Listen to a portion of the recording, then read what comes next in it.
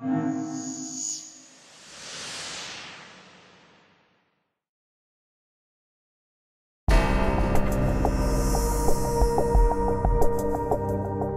always supposed to date the football player if you're the cheerleader, and I was over it. I really didn't like guys.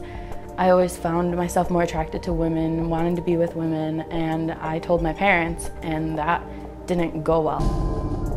Oh my God, their first reaction was worse than the scariest scene of a horror film. I was getting yelled at, I got hit by both sides, and all you want is support, and the two people that are supposed to support you the most don't.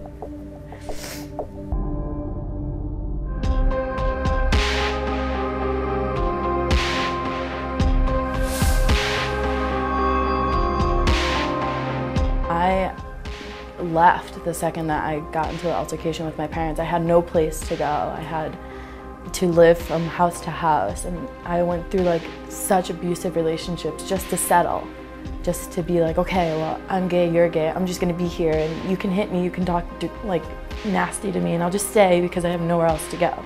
I see kids having to deal with their parents kicking them out all the time. I see kids who their whole families are being physically violent against them just because they're gay, their entire family, not just one person. The real need is to provide a safe place, an open place for LGBTQ youth to be able to step forward, to seek assistance, to ask for help. The Zebra Coalition is so important to PFLAG because we know of so many kids who are kicked out or potentially will be kicked out. They come to us, or we hear about kids that are so afraid to come out to their parents. You know, we've had rapes on campus, we have bullying on campus, we have students who are harassed, and we don't have the institutional commitment that I would like to see. And so when they're out there on the streets without a safe place to live, without a safe place to sleep at night, not knowing again where their next meal is coming from, that makes them a very vulnerable population, and so there's a greater risk of violence.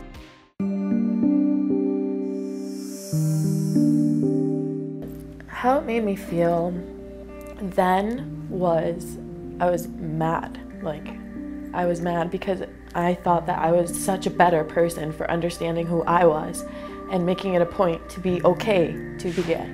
They see on the news all the suicides because of gays and all the bullying, and they've witnessed it too. And then for them to not even take their own child in, like, who are you? First and foremost is that we have a vulnerable population who are in great need, and very little resources available in general for homeless youth, for youth that are struggling with self-acceptance and self-awareness. Well, the estimate of homeless youth in general is at about, I think it's 500,000 plus across the country.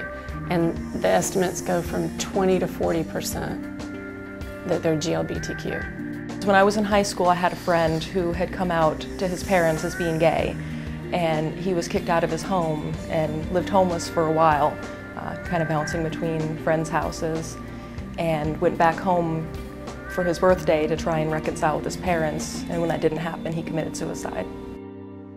One of the worst things that could happen to, a person is for them to feel like they have no other way to go or no other means to survive, or just suicide. And to know that we could prevent that from happening would just be my optimum goal and my optimum dream. And I see that happening at Zebra. I see that.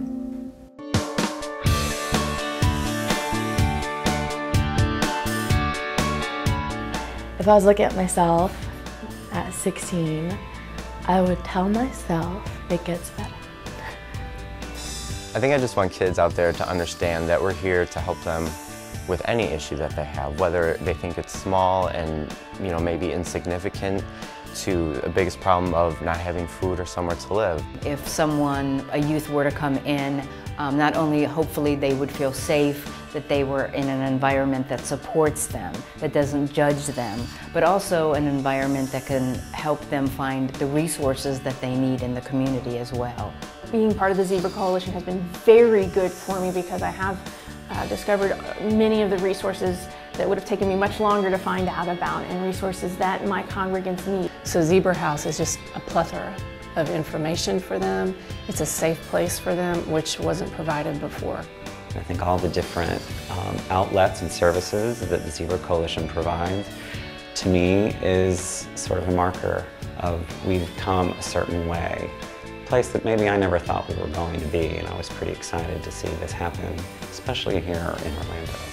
The City of Orlando and its government believes in equal opportunity for all, and we have shown that through our actions. We added sexual orientation to our anti-discrimination ordinance. We provide for domestic partner benefits, and right now we're pursuing a domestic partner registry.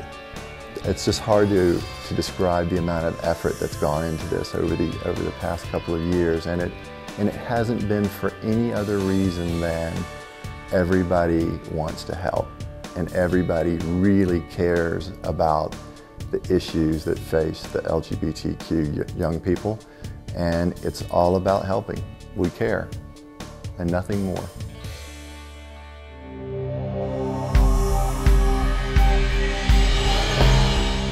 Life isn't always black and white. Life is more often all the different shades in between, and some of the explorations we make along the way. Life is a series of adjustments. It is full of opportunities. Life is most often shades of gray. Life is beautiful. Life isn't always black and white.